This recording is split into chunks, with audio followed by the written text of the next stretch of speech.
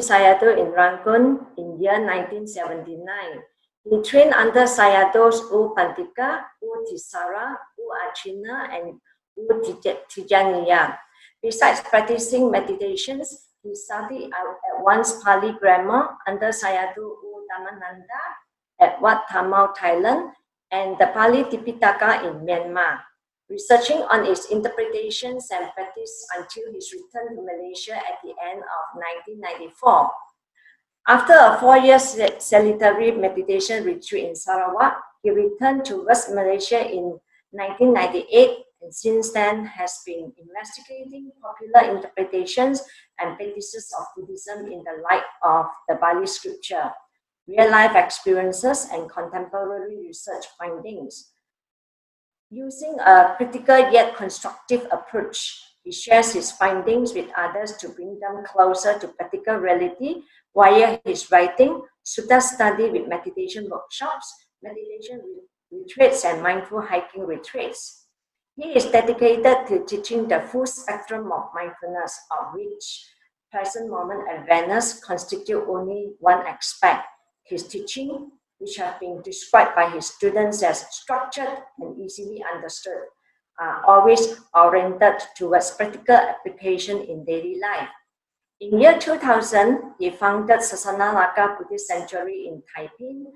In year 2012, Ayasma Aggacitta was invited by TPCM to be one of the founding members of its monastic advisory panel. Brother and sister, without further ado, may we put our palm together to invite and welcome Ayasma Aggacitta to start his talk today. Sadhu, sadhu, sadhu. Namo tassa bhagavato arahato samma sambuddhassa. Namo tassa bhagavato arahato samma sambuddhassa. Namo tassa bhagavato arahato samma sambuddhassa. Hello everybody.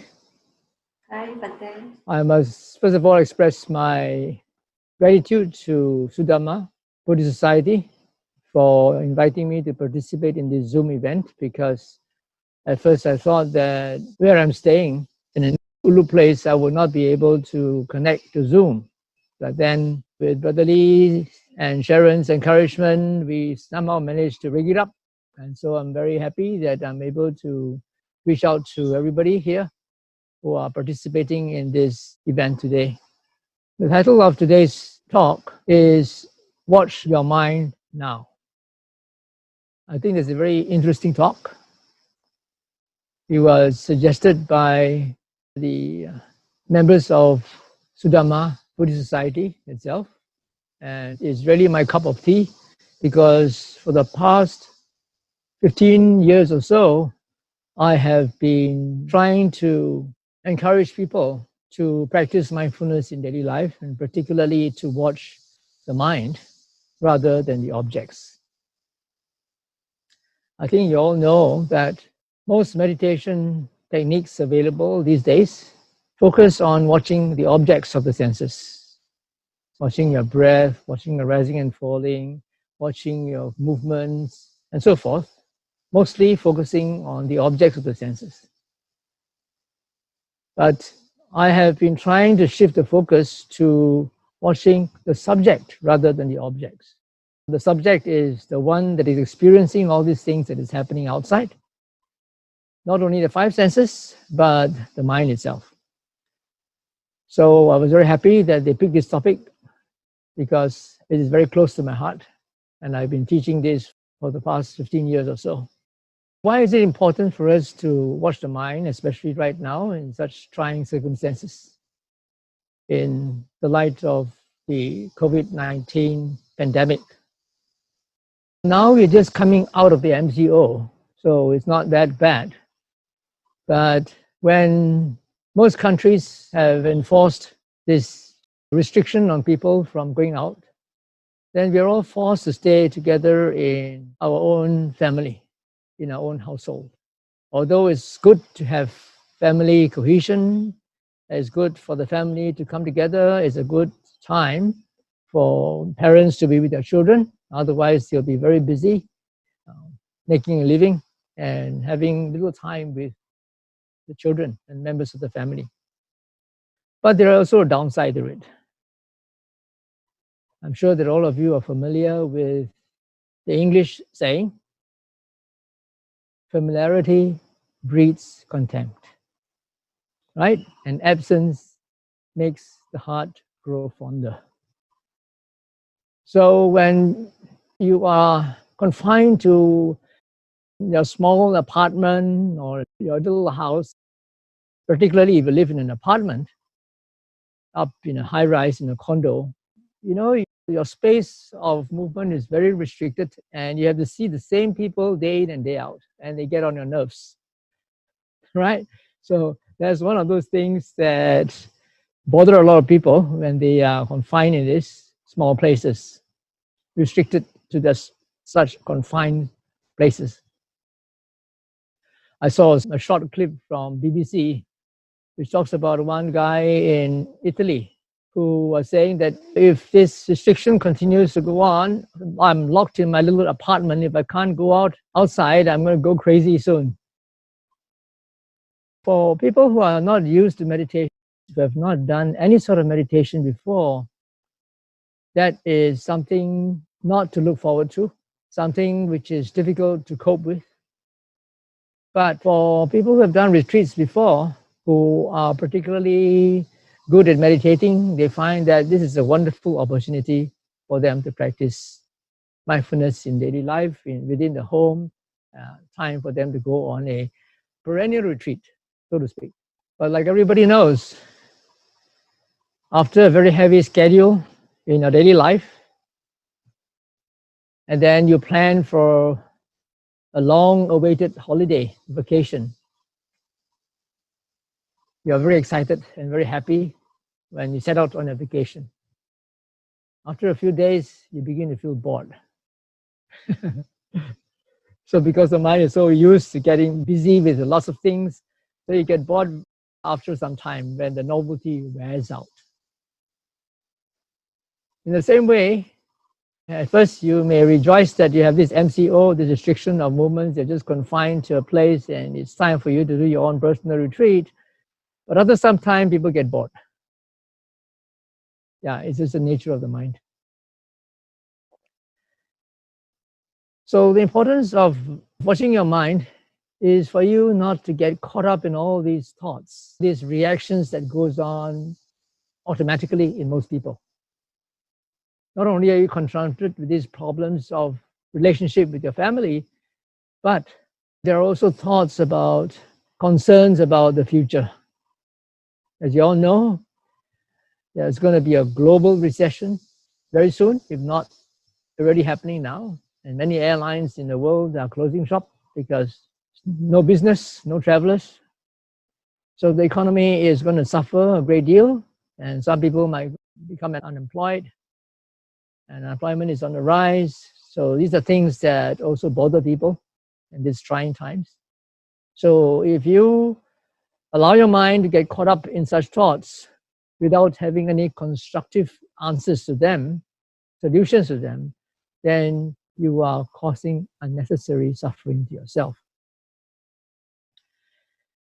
Another concern is fear of contagion, because the disease is so easily transmitted. And you have to exercise utmost mindfulness and perseverance and persistence in order to follow all those guidelines issued by the authorities with respect to social distancing, with respect to the sanitation of your hands, the things that you come into contact with. So it's very easy to forget about that and to accidentally touch something, and then that could actually bring about a contagion within your family. So all these things also require mindfulness. During the start of this COVID pandemic, when it first came to Malaysia, I also had a duration where I felt unwell. there was this persistent fever going on, but it was not high fever. When I read about all these guidelines, I tried to follow it for one day, but it was so tedious. You know, every doorknob that you close and open has to be sanitized. You have to wash your hands every time. And if you want to wash your hands, you have to use the sanitizer, and that dries your skin. Oh, wow, it's so, so tedious. And luckily, I'm staying alone. And luckily, nobody around my area got infected. So we don't really have to follow these guidelines that strictly. However, if you're staying in some places like in KL, some hot areas, some red areas, red spots, and especially when you go to public places, then you have to be really very careful. And so that requires a lot of mindfulness. Mindfulness is not just about being in the present moment. Mindfulness is the quality of remembering, reminding yourself, yeah, not to unnecessarily touch doorknobs, to keep away from touching your face. Like in Singapore, they say that your face is sacred. Don't touch your face because that's an opportunity for the virus to come into contact with your mucous membrane somewhere with the mucus, and then it will flow into your lungs. Right, so these are the concerns that we have, concerns about relationships when we are confined, when are restricted to a confined place, number one. Number two, also concerns about the economy of the future. If you're a student, also concerned about your studies, then how about your exams and so forth. And thirdly, we also have a lot of concerns about this pandemic, contagion, and the impact it will have also on Buddhist centers, where people cannot go physically to your premises. And because Buddhist centers depend on donations when people come to their centers, now this is something like a vacuum. So where are you going to get your funds to continue to run your society, to pay your rent if you're renting a space somewhere for your Buddhist society's premises? So no doubt we have to do something. We have to learn to manage the mind, not to be overly concerned or get carried away and proliferate on some of these problems and issues which we cannot solve. So if you find that you cannot solve those issues, then leave them aside first and do something more useful. Okay, so now we know how important it is. So that's why we need to watch the mind. Yeah, we need to watch the mind so that we'll be able to sieve those important things, and then the unimportant things that we cannot solve, then we have to leave aside. Part of the title is also the importance, the efficacy, and how of watching the mind. So the importance of watching the mind, first of all, is that when you watch your mind, you understand your thoughts and emotions more, rather than becoming a slave of your past conditioning, of reacting automatically, or spontaneously, irrationally, or impetuously to some trigger that somebody has pulled or some button that somebody has pushed. So when you understand your thoughts and emotions more, then you will be able to reprogram your mindset to direct personal experience. Now, we will talk more about this later. I'm just giving you the main points. And once you're able to do that,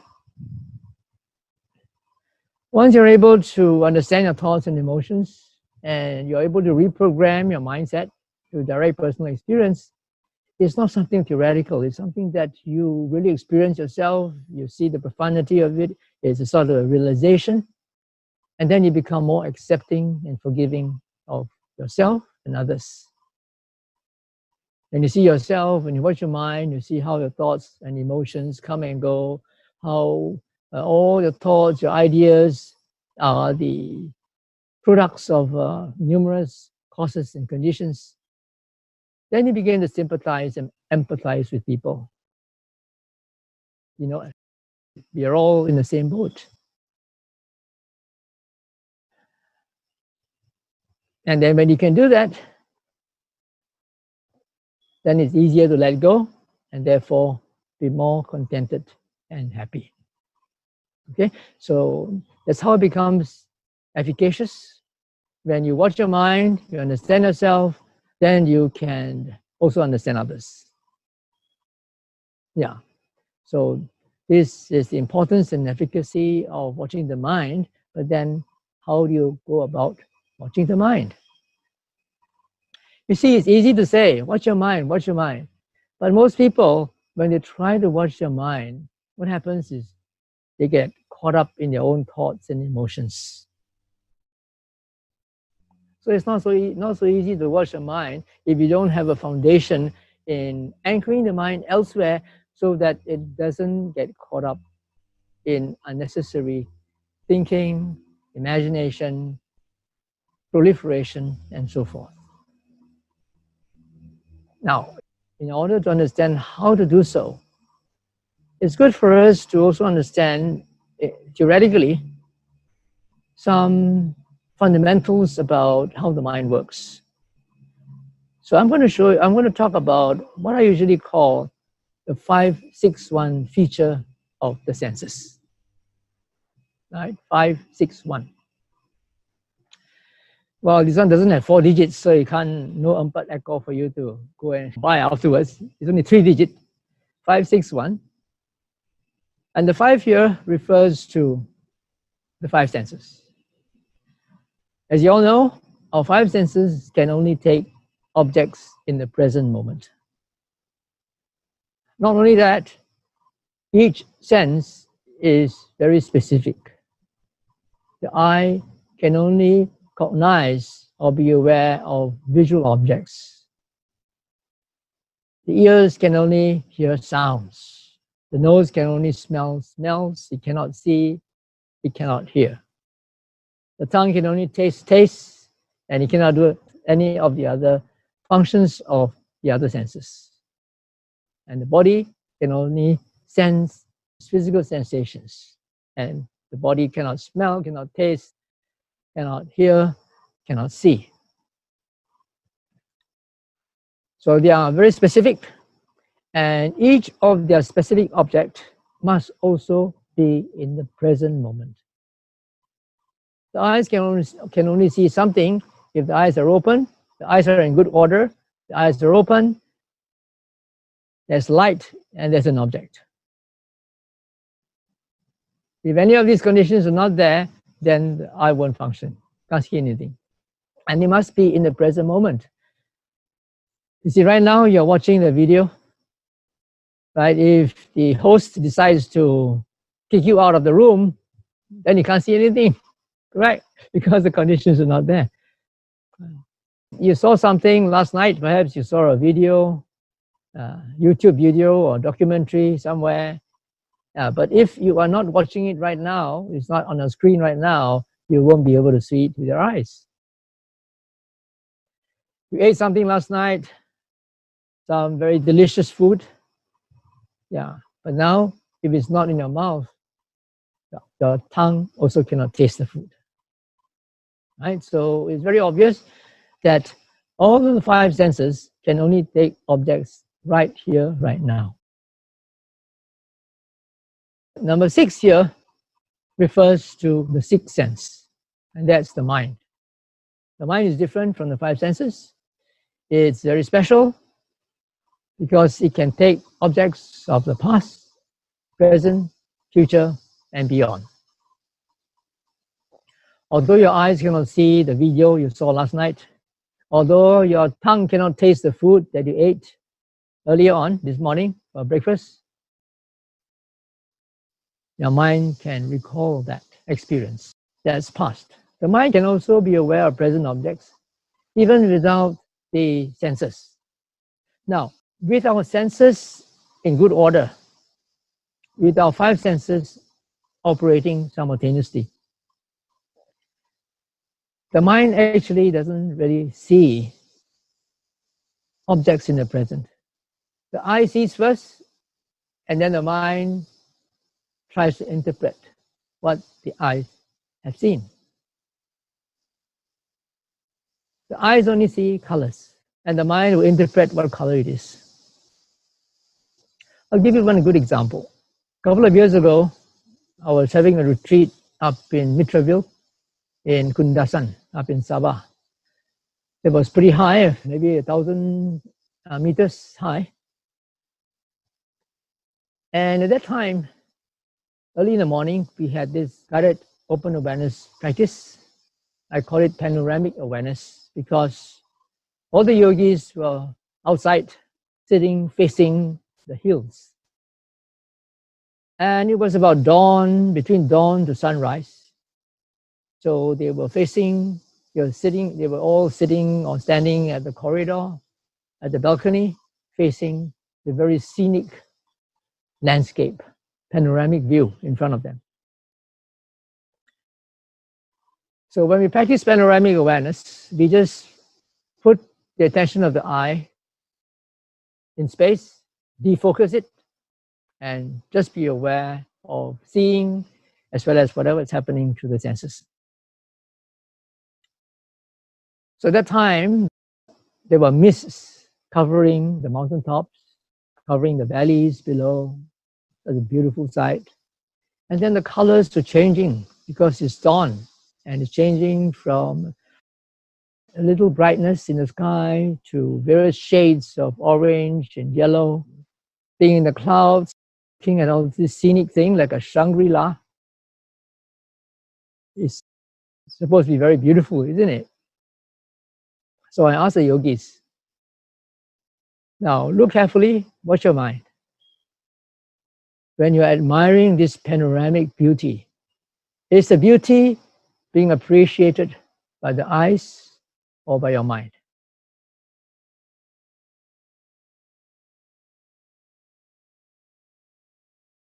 So I just left it to them, and later on during the interview, I asked them, so is the English saying correct? Beauty lies in the eyes of the beholder? It's not. Beauty does not lie in the eyes of the beholder. Beauty lies in the mind of the beholder. Because what the eye sees are just colors. The eyes cannot differentiate between mists and hills and different shades of orange and yellow and white and blue. No. The beauty of all these things, the sense of beauty actually arises in the mind itself. And this sense of beauty also is probably conditioned by past experiences, by past ideas of how things should be. The mind is not actually aware of the present, not the real present. This is an immediate past. The eye sees all these various colors first, and then the mind will piece all these different acts of seeing together and make an idea out of it. Create the concept of beauty and evoke the sense of pleasure or well-being. So what sort of present objects does the mind really cognize? Now, if the five senses are all shut down and the mind can still see, hear, and smell, then that should be in the present. And when does this happen? I'm sure many of you have heard of out-of-the-body experiences, especially now. Millions of people have gone through that because of the advance in our technology. Now, people who die of heart disease or heart attack or are hurt seriously in an accident are taken to the hospital, to the emergency room, to the ICU, to the operating room, and then the emergency physicians will try to resuscitate their body, even though the heart has stopped beating, and in some cases, even though brain is no longer functioning. So this may happen for quite a while. Sometimes it's just a few minutes, sometimes it's a few hours, and in some bizarre cases, even a few days. I know of one very bizarre case. I think it's a Russian. He was put in the mortuary for a few days before he revived, and then he told the story of what happened during that time when he's supposed to be dead. Okay, so what happens when these people describe their out-of-body experience, so-called out-of-body. Because at that time, they are supposed to be dead. The senses are no longer functioning. All the instruments that are rigged to the body, to the brain, are all registered. It's all zero. But then when they come back after the experience, when they are resuscitated, they say that at that time, they were fully conscious of what's happening. Some people say that they were up on the ceiling, looking down and what the surgeons are trying to do, or frantically trying to revive the patient. And the patient can also describe in detail all the processes and the instruments that the surgeons, the emergency physicians were using. This baffled the emergency team because there's no scientific explanation for that. A layman would not be able to know those complicated procedures that were going on. And not only that, there was one particular case of one woman. One surgeon was trying to save this woman, and in the course of the operation, suddenly the ECG machine went beep, beep, beep, beep. It was straight line, nothing left. No more heartbeat, no more breathing. And so the doctor, in exasperation, exclaimed, or the cursed, "I lost you, you bitch." He said that. But then later, somehow, they managed to revive that lady. And when she came out of it, she told them what happened. And she told the surgeon, "I heard what you said." You see, so all these things are happening, even though the five senses are shut down. The mind can still perceive things happening in the present moment.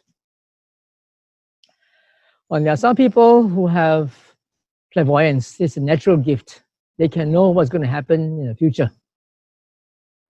And of course, you don't see the future with your eyes. You see it with the mind's eye. An event that's going to happen somewhere, and they know about it. And when the time comes, then the event actually happens.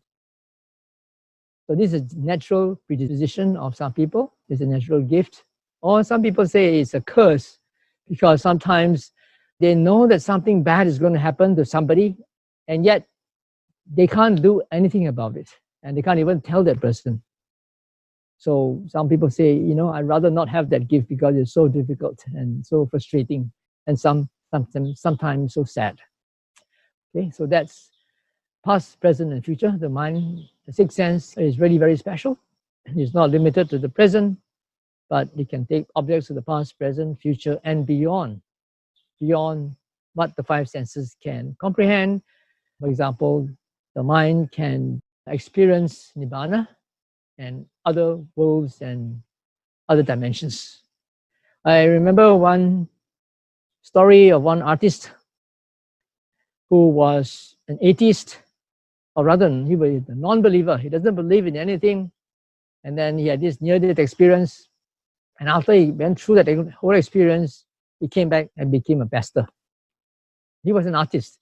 So he described his experience when he was in this realm. He says the colors were just unimaginable. There's no way that you can imagine those colors. There's no way that you can reproduce those colors with our pigments and whatever paints that we have right now. And it's indescribable. Of course, because we can only describe things according to what our senses perceive. But that's beyond the five senses. Also, some people, when they go up there, they hear certain sounds and musics and vibrations. They also say it cannot be described. There's no way that the vocabulary of the five senses can describe something which they experience through the mind, not through the five senses. Now we go on to one. So one here refers to the object that the mind can take. We saw that the five senses can only take objects in the present and must be very specific to the sense. Whereas the mind can take objects of the past, present, future, and beyond. But even though the mind can be so fantastic, so special, for normal people, the mind can only take one object at a time. I have a qualifier there for normal people because they are very highly attained Indian yogis who say that when they reach a certain stage, they can experience things simultaneously. And there are also accounts of people who witness this particular yogi appearing in different places at the same time. So that is super normal people. So we're talking about normal people who are not that great yogis. So normally the mind can only take one object at a time. And I'm sure many of you might protest and say, how can that be true? I can multitask. Right now, I'm not only hearing what you say, not only understanding what you say, but I'm also looking at you in the video. I'm also sensing my body. I'm smelling things. So it seems that everything is happening simultaneously. Correct. Everything is happening simultaneously, but the mind can only know one object at a time. The body, for example, you know the senses in the body, the receptors in the body, in the trillions. You can only experience very gross sensations that are predominant. While you're listening to me, you cannot experience what's happening in your stomach or in various parts of the internal organs. But the body knows, and the body has its own intelligence, and the body is operating by itself, making sure that things are going smoothly and all the organs are functioning smoothly. Yeah, it's doing so, but the mind doesn't know. The mind doesn't know a single thing. Neuroscientists have also proven that multitasking is actually, multitasking works, but the mind doesn't actually multitask. The mind works so fast that you think you're multitasking. So what they did was they wired the brains of their subjects and then they put them to some multitasking job. And then they monitor what's going on in their brain. And they found that when a person is doing different types of activities in that multitasking job, one part of the brain will be stimulated for each activity. But it happens so fast, you think that it's happening simultaneously. Now, I'm not saying that mind equals brain. Although most neuroscientists nowadays believe so. They believe that the mind is the brain. But I would say that there is a correlation with neural activity and mental activity. Not necessarily that the mind must be the brain, but there is a correlation between one and the other. And the mind is the precursor, followed by neural activity. Okay, so when we know this 561 feature of the senses, how can that help us to watch the mind? Well, for most people, the mind is all over the place, thinking of this and that.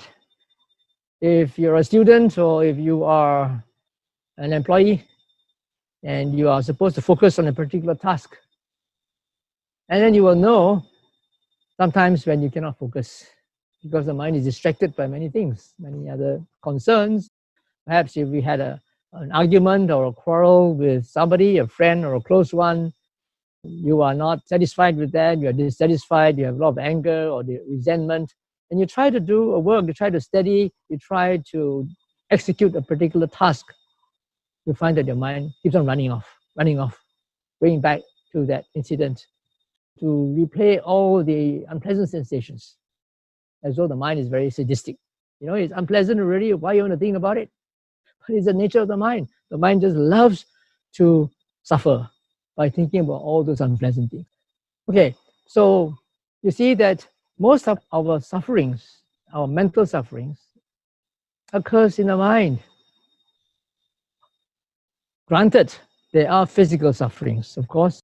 due to external factors like your diet, your environment, your lifestyle, stress, and all these sort of things, physical stress, that can also bring about suffering. That is on the physical level. Scientists have found out that even though our world now is so advanced technologically, so many conveniences and comforts in life. You have now artificial intelligence, robots can do everything for you. Things are so easy. You can just wash your dishes by pressing a button. You cook your food by just switching on the gas. It's so simple. And yet, one of the major diseases that are rising in the world right now is connected with the mind. The depression. Depression is overtaking heart disease and some of these other degenerative diseases. So a lot of suffering is happening in the mind. So it's about time then that we begin to watch the mind and manage all these things so that we don't become slaves of our past conditioning and suffer through our own proliferations. So by knowing this 5-6-1 principle, since the mind is a culprit, the mind is a culprit that is creating all these imaginings, all these concerns, all these fears, all these proliferations to make us suffer, then we need to do something so that it doesn't end up that way.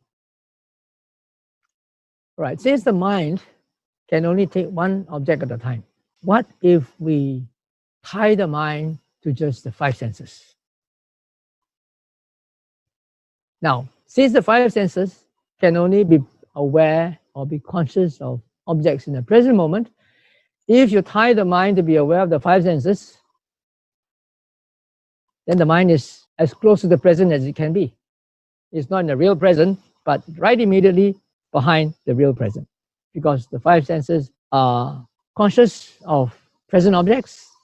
And if the mind is aware of the objects of the 5 senses, that means it's right behind the present. So when the mind is tied in that sort of situation, since the mind can only take one object at a time, then it doesn't have the time to go and think of other things, especially all those resentment, jealousy, anger, and so forth. No time, because it's busy with the so-called present, the immediate past. So that brings me to how to compose the mind.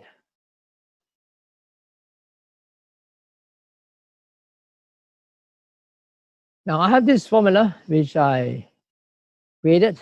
It's called Ada Anchor. Some of you who have already attended my retreats before would know very well what I mean. I also do that. I also teach that during guided meditation in my Sutta study with meditation workshops. A stands for accept the fact that whatever happens is a product of causes and conditions. Whatever happens in the mind, and also whatever happens to the senses. These are products of causes and conditions, and even though you might not be able to understand or see experientially the causes and conditions that brought about these sensory experiences or mental experiences, accept it first on faith. And particularly when it comes to the mind, whatever happens in the mind, don't reject, don't follow, or ignore. Which means to say, if it's an unpleasant thought, an unpleasant emotion, a displeasure in your mind, resentment, jealousy, judgment, or so forth, don't reject it. But if it's something nice and pleasant, like a pleasant memory, nice pleasures, don't follow it. And thirdly, if it's neither pleasant nor unpleasant, it's something very neutral, also don't ignore it. Right? So the first one is to accept. The second step is don't reject follow or ignore. Next one is to acknowledge it. Now, if you don't ignore it, what do? If you don't ignore it, then you acknowledge it. If it's an unpleasant thought, a resentment, a judgment, a comment, a nasty comment on somebody or on yourself, then acknowledge it. Don't follow it. Don't react to it. Don't follow it if something pleasant, and don't ignore it if it's something neither pleasant nor unpleasant, but acknowledge it, and then you come back to your five senses. You anchor the mind to the five senses: seeing, hearing, smelling, tasting. Now, this is particularly very useful because most people think of composure as an attainment that can only happen when you are seated, cross-legged, with your eyes closed, and watching your breath or watching your rising and falling or doing something like that. But when you're talking about anchoring the mind to the five senses, this can happen anytime, anywhere. As long as you are awake, the senses are operating, you can always bring your mind to be aware of the present moment of what's happening to the senses. Right now, for example, you are watching this video. While you are looking at the screen and while you're trying to understand what I say, you can also be aware of your body in the background. Sensations in your body, the sense of being seated. You can also see what's happening to your mind. But that's another step. We're talking about the body first, the five senses. So when you're able to do this, this is what I call open awareness, because you open up your awareness to the senses.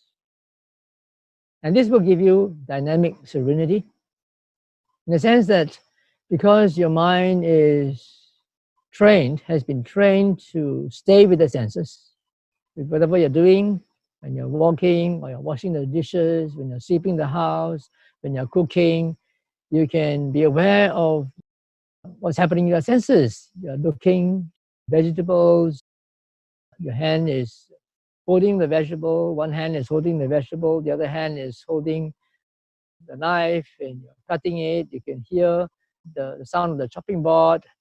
Yeah, you can feel sensations in your hand, and you can see also, you can get a sense of smell, especially when you're cutting onions or chilies or something like that. Be aware of all these things. These are happening to the five senses. So when you are glued to the five senses in that way, to present activities of the five senses, then your mind will not have a chance to go and think of the past or worry about the future. Usually people like to ruminate, replay things that have just happened, whether it's pleasant or unpleasant. And of course, people like to plan for the future. Right? So by trying to tie your mind to be aware of the five senses, you cut down all these extraneous mental activities. But I'm not saying that you should completely stop thinking. That's impossible, because you are living in this world. You need to think, but think productive thoughts. Unproductive thoughts, idle thoughts, don't entertain them. Put them aside, come back to the present moment to be aware of what's happening to your senses. So you might wonder, what is composure? Now, composure is my translation for samadhi. I have another translation which I coined when I was doing the Satipatthana Sutta study with meditation workshop. I call it compo focus. It's a combination of composure and focus. But I'm not going into detail of that. Basically, composure is my translation for samadhi. Samadhi is usually translated as concentration, but you see that the word concentration and composure has different connotations, right? Actually, the word samadhi is sam, and di. Sang here means properly bring and place the mind. Right? Properly bring and place the mind.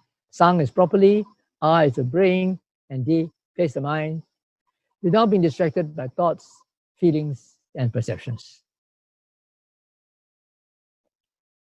Usually people are distracted by thoughts, feelings, and perception. So if you're able to tie your mind to what's happening with the senses in the present moment, then you achieve composure because the mind is not distracted by thoughts, feelings, and perceptions. There might still be thoughts, feelings, and perceptions coming and going, but you're not distracted by them. You are with the present moment. So I thought we're supposed to watch the mind. So why are we talking about composure now? Well, when you have composure, it gives you the space. It gives you the space to process what's going on in the mind. What do I mean by space? You see, if you allow your mind to run all over the place, pulled by this thought, pulled by that imagination, pulled by that concern, by that emotion, it's all over the place, everywhere, distracted, then there's no space for you. One thought after another is linked. It is so closely connected that there's no space in between one thought and another. It's just a train of thoughts, or maybe not even be a train, it's like a highway of thoughts.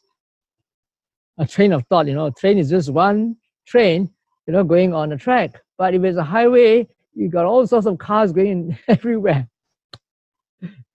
So it is like a highway of thoughts, emotions, and perceptions and feelings, all happening everywhere. Your mind becomes totally distracted. But however, when you train the mind to stay with present activities of the five senses, then once in a while, a thought will come, a feeling will come, perception will come and go.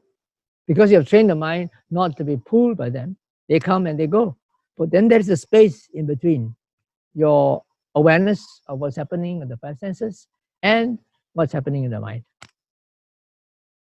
Okay, so what happens is that when there is this space, there's this space between one thought and another, one thought and a perception or a feeling, then it gives you the chance to process whether you want to follow that thought or not.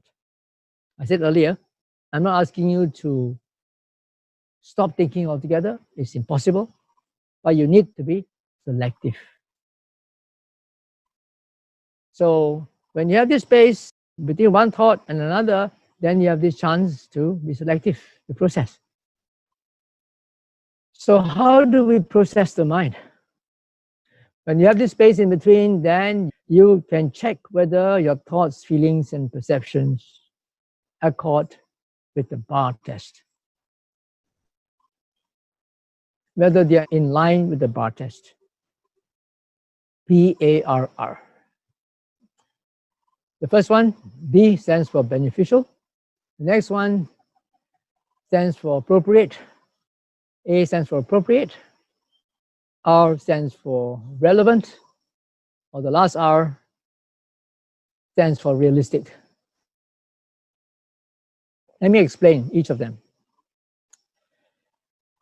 Beneficial here, from the Buddhist point of view, refers to something which is not harmful. That's a very basic Buddhist principle of Buddhist ethics. It's not harmful and it results in the well-being for yourself and for others. Well, harmful need not necessarily be confined to ethical conduct. It can also apply to your state of well-being. For example, you like to eat something, but you know that it's not good for your body. And yet, because of greed, you go and eat it anyway. So that's not beneficial.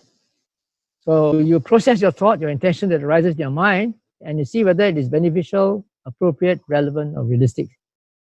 But only if it is, then you go ahead and follow it.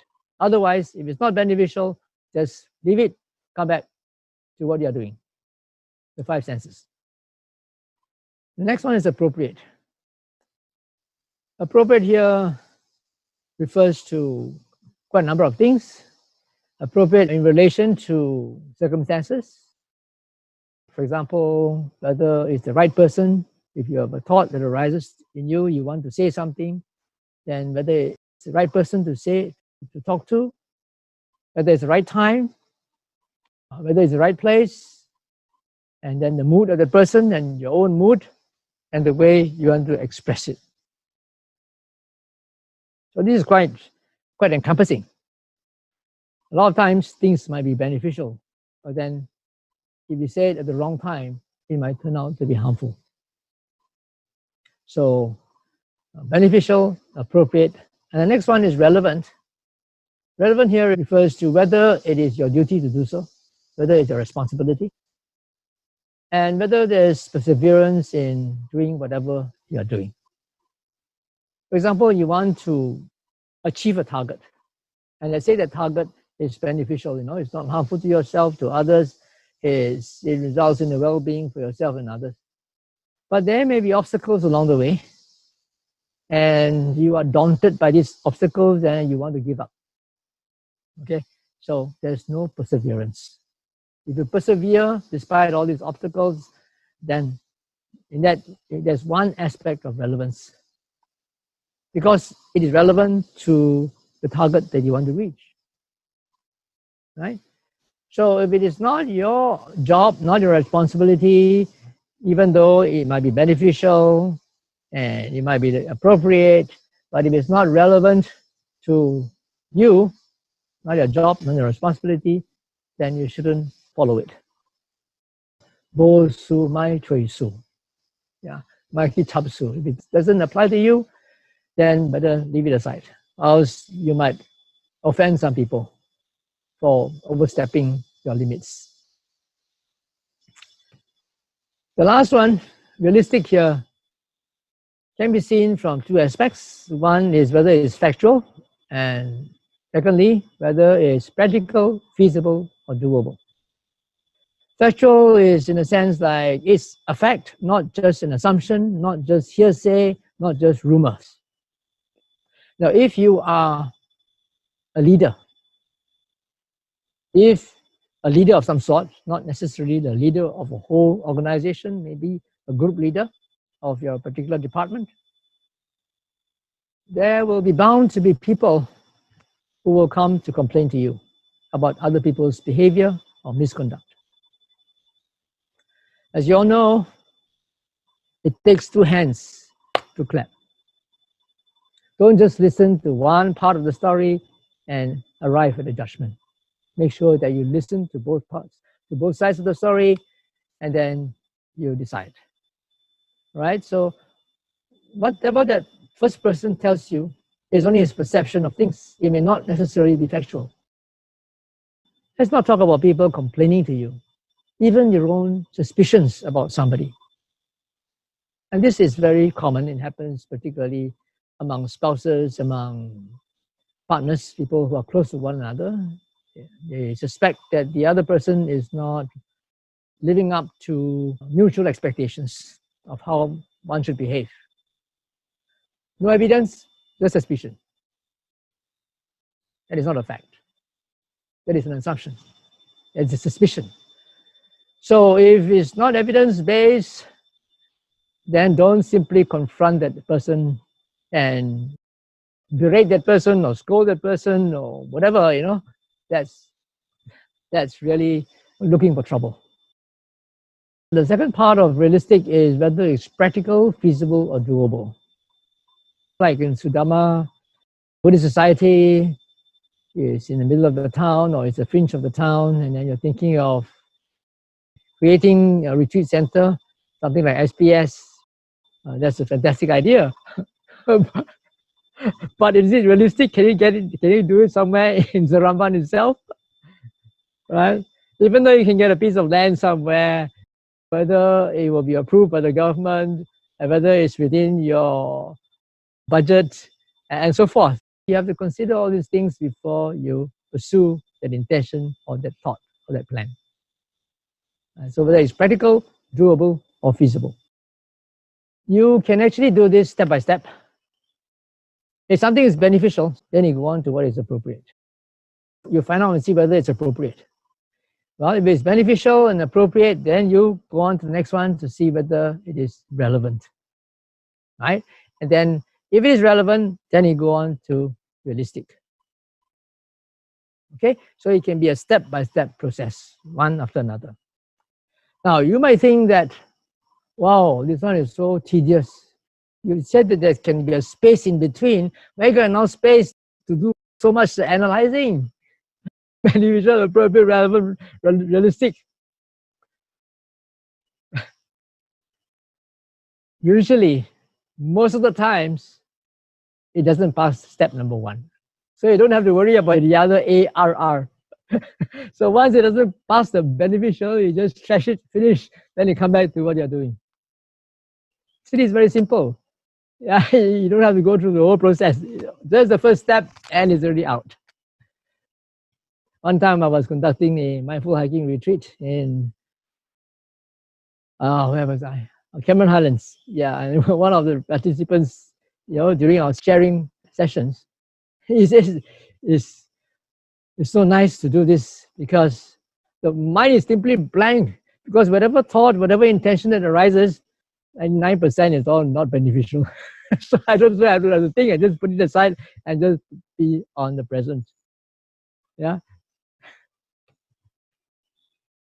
Okay, now let's talk about well-spoken speech, the other set of guidelines that was given by the Buddha. There's some overlap between the BARR and this one. I've created an acronym for this, and it's called BET and TIPNI. Now, bet means like you make a bet in a horse racing contest. Tip is like you tip a waiter, and me means myself, right? Bet and tipping. It doesn't make sense, but it's catchy enough for you to remember. So what does this mean? This refers to the set of 5 factors that the Buddha talks about in Anguttara Nikaya, Book of Fives. It's called Vaca Sutta. Anguttara Nikaya, Book of Fives, Sutta number 198. And the Buddha talked about speech that is well spoken. Words are well spoken speech if they consist of these 5 elements, these 5 factors. First is that it must be beneficial, it must be truthful, it must be timely, polite, and it must be said with metta.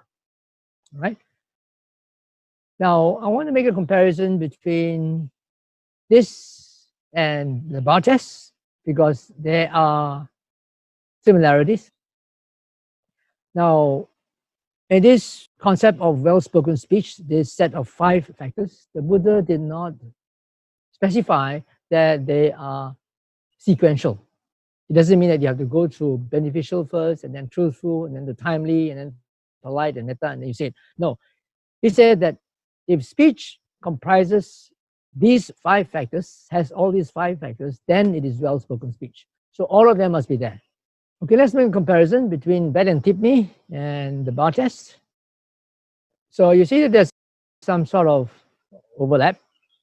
Beneficial is found in both, but Bet and Tipney is primarily for speech. Bar test applies to everything, even to your thoughts, your intentions, which are not expressed verbally or physically. Right? Bar test is more encompassing. You could say that Bet and Tipney is a subset of the bar test.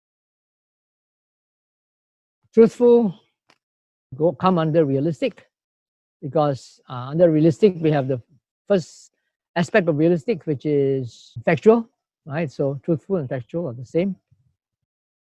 Now, timely, polite, and said with metta, these can all come under appropriate. The BAR, the A of the R, appropriateness. And now we come to another aspect. Just now we were talking about applying the bar test for worldly use. Now we are talking about applying the bar test for spiritual application. Now, when you have something which doesn't pass the first step of beneficial, all right, and is harmful, and it doesn't result in the well-being for yourself and for others, then we can put it in the recycle bin. Don't simply trash it. If you don't want to walk the spiritual path, then you can just simply trash it, right? It's an unbeneficial intention, thought, feeling, perception, whatever, and then you just put it aside and you come back to the present moment, to what you are doing. But if you want to walk the spiritual path, you can make use of that as grist for the mill, like is organic fertilizer for the tree of wisdom. So whatever is not beneficial, then you go straight on to the R, recycle it by looking at it in terms of the three characteristics and or cause and effect. Three characteristics, I'm sure all of you know, that it's impermanent, it's unsatisfactory, and it's not self, because it arose by itself due to causes and conditions. So there are some causes and conditions involved. To give you a particular example, you eat something, and the moment you look at the food or you taste that food, that becomes the cause for you to have an effect. And that effect is a memory, a pleasant memory of your old days, your younger days, when you sat together with your parents in your childhood days, eating this same dish. Pleasant memories. Now, that pleasant memory is an effect. The cause is because of this present circumstances that you are eating that particular food that you ate before. The condition for this thought or this memory to arise is because you had that experience. If you never had that experience, eating this dish together with your parents and having an enjoyable time, then this memory, this effect would not have arisen. So it's not because you purposely want to have that memory arose due to cause and condition. Present circumstances are causes, and conditions are past experiences.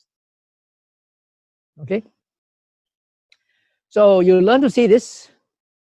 Initially, you might want to do this in an intellectual way, because it's a good way for you to get a feel of it. And then you begin to see very often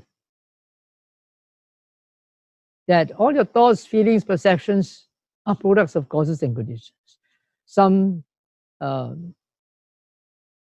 present triggers, sensory triggers, trigger off a thought, a memory.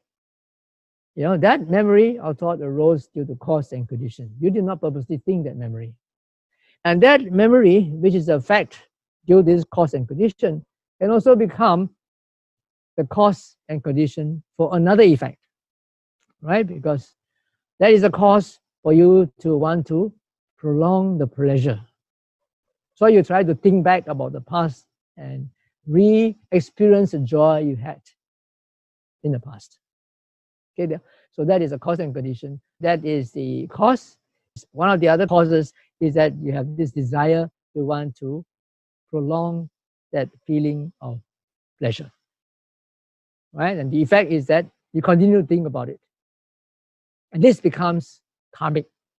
The first one, the first memory that arose is non-karmic because it is not your doing. It came by itself due to cause and condition.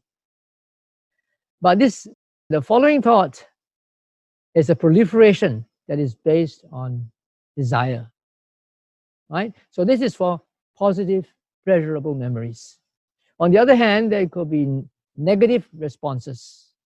You see somebody, it reminds you of someone who cheated you 20 years ago, and then unpleasant feelings arise, and then you recall those memories, and that feeling of resentment, of hate arises again, and you replay that whole unpleasant memory. That is also karmic, but that is also due to also desire. As I said just now, the mind can be very sadistic. It likes to replay all these bad feelings.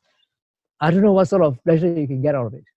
Yeah, that's why the Buddha says in the Paticca Samuppada, the law of dependent origination, feelings is a condition for tanha or craving. Doesn't matter what feelings, not only pleasurable feelings, but unpleasant feelings also can give rise to tanha or craving. So if it doesn't pass appropriate, same thing, you go straight to realistic. Use it as grist for the mill, use it as organic fertilizer for the tree of wisdom. Right? If it's not relevant also, then you go straight to the realistic and look at it in terms of the three characteristics and cause and condition and effect. Right? Remember, cause refers to present circumstances. The effect will be your reaction, or rather your memory, feeling, pleasant or unpleasant. And then the condition is because of the past experience or past memory or past information. So now you begin to see the importance. We come back to our first slide, or rather one of our first slides. You see, when you are able to anchor yourself to the five senses, you create this space in between thoughts and emotions. Otherwise, you are just enmeshed in continuous thinking, all enmeshed together. You cannot even separate one thought and one feeling, and you don't know how they are related. But when you try to anchor yourself to the five senses, you create this gap, this space between one thought and another thought, one feeling and another feeling, one thought and another perception. Right? So you understand your thoughts and emotions more, you begin to have the chance to be able to process that intention, that thought, that emotion, and whether you want to follow or not. And then you can make use of that as grist for the mill, as organic fertilizer for the tree of wisdom. Right? Like I said earlier, when you see that again and again and again, you see it through direct personal experience. You can actually verify for yourself. There's no one there. Yeah? All the thoughts, feelings, perceptions, they initially arise due to causes and conditions. Even the best ideas you have are also based on past experiences, information, and conditioning. No one to be proud of. No one even to blame. You don't blame yourself, you don't blame others, because we are all products of causes and conditions.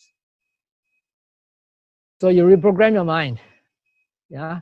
You reprogram your mind through personal direct experience that there's no one there, no need to get angry with itself or angry with anybody, except things as products of causes and conditions. However, you don't stop there. Then you become fatalistic. Yeah. There's also one other factor that's very important, and that is right effort in the Noble Eightfold Path. Right effort is the desire or effort to abandon unskillful, unwholesome mental states, prevent unwholesome mental states from arising. All right? If they arise, then you abandon them. And then also to arouse yet unarisen wholesome states like mindfulness, composure, loving kindness, forgiveness, understanding. These are all wholesome mental states. You should try to arouse them. And once they have arisen, then you should try to maintain and develop them to fulfillment. That is right effort. So it doesn't mean that you don't blame yourself, you don't blame others, and you stop there. You know that something is unskillful, you know that something is unwholesome. You don't blame yourself for it because it's due to present circumstances and past conditioning. But you know it's bad. You try not to repeat that in the future. Okay? That is part of right effort. So when you see that, all your thoughts, feelings, perceptions, whatever happens in your mind is a product of causes and conditions, you begin to understand that everybody is the same. Yeah? And you become more accepting of yourself and forgiving of others as well. Now, as I said, you shouldn't stop there. If you see or you realize that there are unwholesome things that are happening to you, then you should try to make an effort to abandon them and prevent them from happening again in the future, and then replace that with wholesome things. However, if that happens to somebody else, you know it's unwholesome, it's not so easy to tell the other person not to do that, right? It's difficult enough trying to change yourself. You think it's so easy to change others? It's not. So if you really want people to change for the better, start with yourself. Be a good example, then people will ask you, what do you do? How do you do it? Teach me lah. Right? Otherwise, you try to be a teacher when you yourself are not well established. People will lose faith in not only you, but also in what you're teaching. Okay, another point that you need to understand is that if you really want to change somebody, you have to be very, very patient, full of loving kindness and compassion. Remember the 5 factors of well-spoken speech. Okay? It doesn't mean that with all the effort you can change that person. If you're willing to try, go ahead. Yeah? No expectations. All right, so when you see all these things, you understand yourself, you watch your mind, then it's easier to let go. If you are easy to let go, you become more contented and happy. All right, so that's the efficacy, the importance of watching your mind, and it's efficacious because you become more accepting and forgiving, and you find it easier to let go, and therefore you can gain more contentment and happiness in life. Okay, so I think I will end the thought here and open it to all of you to ask questions if you have any. Any questions? Thank you for the great teaching. We now come into the Q&A sessions. If you have any question, you can post it on the chat box. But I think we are running short of time. We need to end the sessions by 11. Now it's already almost 10:40. So there are already some questions in chat box. Bhante, you have to stop share. Then you have to stop share. Then you go to chat box for the question there. Okay. Question. Okay, from SP. Yes. What is a mind according to Buddha? I once heard that mind is not an entity, it's just activities of the brain. Well, what you hear is probably what the modern neuroscientists say, because they say that mind is activities of the brain. But Buddhists will say brain activity is a product of the mind. Right? The mind is not something physical. The mind is something which is non-physical. And although there is a physical base from which the mind operates, the location of the mind cannot be really found. So what is mind? Mind is the faculty that is able to cognize, be aware of something. The ability to think, to perceive, to interpret, to conceive, these are all considered as mind. And then you have all these mental factors like feelings. Feelings is also a part of the mind, because the mind is like, you could say it's like a society where you have your exco members, and then you also have other ordinary members. Or it's like a corporation where you have your executives, and then you have the employees. Right? So the mind has got many different departments, and all of them work so that the mind can function. Just like members of the society, like all the members of an organization. So things like thinking, feelings, perception, intentions in the mind, these are all different departments of the mind. Okay, so I hope that answers the question. For open awareness, should it be practiced during daily activities or also during formal sitting meditation? You can do both. If you have done focused awareness practice before, you can start off, if it's familiar to you, you can start off your formal sitting by doing focused awareness, and then you try to end the sitting by doing open awareness. And then you continue that open awareness during your daily life. The next question here from Brother S.K. Lim. Our thoughts and speech may be beneficial to one party, but not to another. How do we go from here? Yeah, that's true. Everything is relative.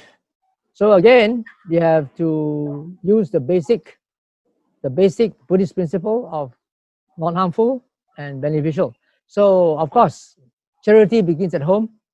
It's beneficial to you, and it may not be beneficial to the person, but make sure it's not harmful to the person, right?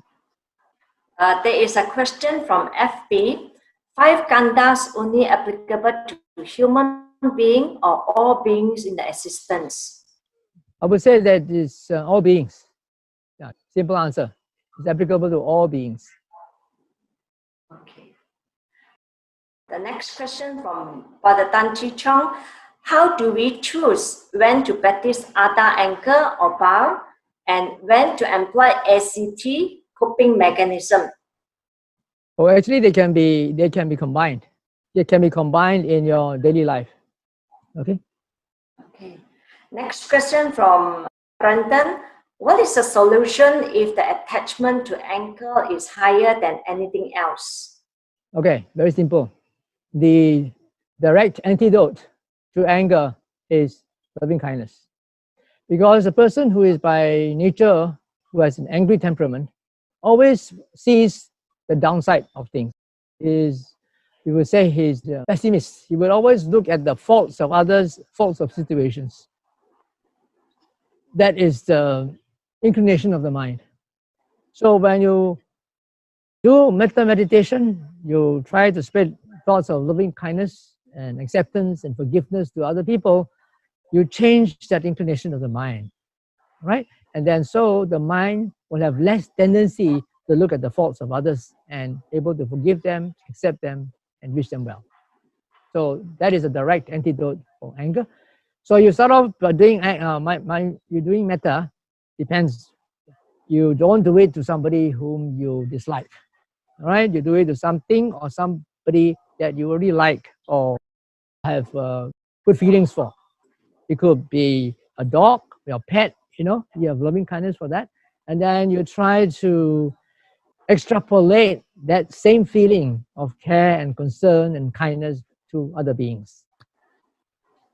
Another question from Brother H.N. Chia. How to stay mindful and passionate dealing with people who are blind, half blind of Dhamma, which we might be a bit cruel applying the bar and end up ignoring them eventually when they are very close to us. You have to use your discretion and use your compassion. Once there was one yogi who was she's a very serious yogi and she practices open awareness in her house. And she's a housewife. So one day the kids asked her, "Mom, are you okay?" Because she doesn't seem to be smiling, not joking with them because you are mindful all the time. So she asked me what to do. And I said, well, you don't only practice open awareness and you need to practice metta too. Right? That's why in my retreats, I always teach both open awareness or vipassana as well as metta. Right? Because you need to balance the two. It's like the yin and the yang of Buddhism. The yin is the metta and the yang is the vipassana. When you see things in terms of just atoms and molecules, then you don't have to worry or care about anybody. But you can't do that. When you look at things in that way, you are actually trying to insulate yourself from blaming yourself or blaming others. That is the point of vipassana in your daily life. But metta is different. Metta, you're talking about people, about how you relate with people. Yeah. In vipassana, you're talking about elements. There's no one there. It's only things arising and passing away due to cause and condition. No one. But in metta, you're talking about people, you and others. So you need to balance the two. Okay. This question from Brother Fu Yin. Is the mind the same mind in all our existence? Of course not. If it's the same mind, then that will be a soul.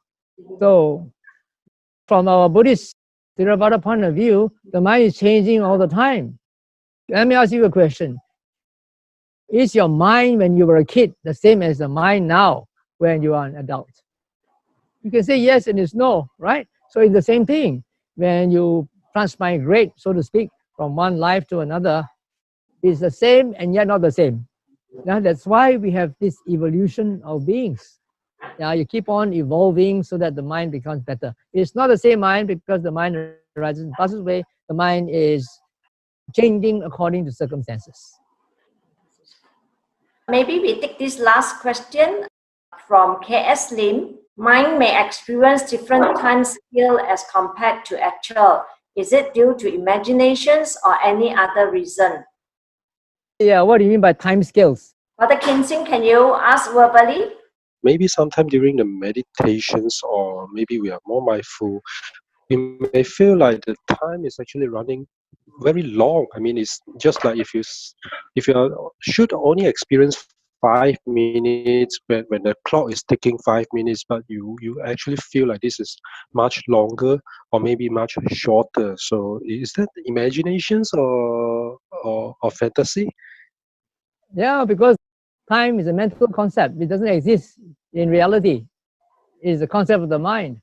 If you're experiencing boredom or if you're experiencing pain, then it seems like eternity, right? When you got good samadhi, you're watching something and then time flies. Yeah, before you know it, it's the end of the session. So it's a mental construct. Okay. Last question here. How to improve my mind to generate data faster? Due to slow digest data, I feel tough. I feel dull to tell others about my situations, and dull for myself to understand why am I unhappy or unwilling to do some tasks or keep round and round on one issue and hard to come out. Sometimes it's because of one's makeup. You know, the way we were born. Sometimes we are born that way. Some people are born dull. Some people are born sharp. Some people are quick-witted and others are slow-witted. So it could also depend on the individual. And if you're thinking of quickening your mind, making it more quick-witted, but practice of mindfulness is one thing. Sometimes one is not fast enough to respond because of distractions of the mind. Because one is distracted most of the time, you're lost in thought. And so when you are confronted with a particular situation, then you have to disengage yourself from your proliferations and to attend to the present moment, the present circumstances. So that could also be a factor. One of my former students, he is a thinker. He's always lost in thought. He can't do open awareness because the moment I ask him to do open awareness, whenever he sees anything or senses anything, then immediately he will just go off into thoughts about what he sees, hears, or smells. Right? So there are some people who are just born that way. So you need to quieten the mind first. That's why I say composure is important. You need to have space in between thoughts, perceptions, feelings. Okay? Okay. Thank you, Bhante, for the great teaching and answering all the questions. Maybe now invite Bhante to lead us for the transfer of merits. Okay, let us now share our merits. First of all, think of all the departed relatives, friends, and teachers, and invite them to rejoice in the merits that we are about to share. And then can you please repeat after me? Idang me nyatinam hotu. Idang me nyatinam hotu. Sukita hontu nyatayo. Sukita Matayo. May this be for my relatives. May this be for my relative.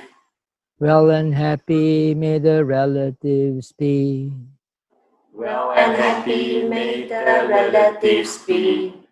Idam no nyatinam hotu. Idam no nyatinam hotu. Sukita hontu nyatayo. Sukita hontu nyatayo. May this be for our relatives. May this be for our relatives. Well and happy may the relatives be. Well and happy may the relatives be. Idam vo nyatinam hotu. Idam vo nyatinam hotu. Sukita hontu nyatayo. Sukita hontu nyatayo.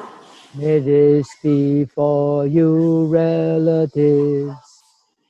May this be for you, relatives. Well and happy may the relatives be. Well and happy may the relatives be. Etawata amhehi. Etawata amhehi. Sampadang punya sampadang. Sampadang punya sampadang. Sappe satta numodantu. Sappe satta numodantu. Sappa sampatti siddhya. Sampa sampatti siddhya.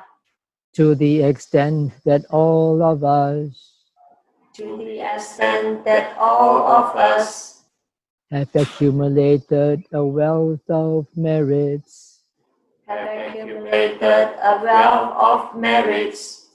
in this may all beings rejoice. In this may all beings rejoice. For the attainment of all fortunes. For the attainment of all fortunes. And let's now honor the Buddha. Imaya. Imaya. Dhamma no Dhamma patipatiya. Dhamma no Dhamma patipatiya. Buddham Bhagavantam pujemi. Buddhang Bhagavantang pujami. Paramaya pujaya. Paramaya pujaya. By this Dhamma practice, By this Dhamma practice, according to the Dhamma, according to the Dhamma, I honor the Buddha, I honor the Buddha, the Blessed One, the Blessed One, with the highest honor. with the highest honor. And now let's make our aspirations. Himina punya kamena. Imena punya kamena. Mame bala samagamo. Mame bala samagamo. Satang samagamo hotu. Sadam samagamo hotu. Yava nibbana patiya. Yavanipana patiya. By this meritorious action, By this meritorious action, may I not associate with fools. may I not associate with fools. With the wise may I associate. With the wise may I associate. Until the attainment of Nibbana. Until the attainment of Nibbana. Addha imaya patibadaya. Atta imaya patipataya. Jati jarabhyadi maranamha.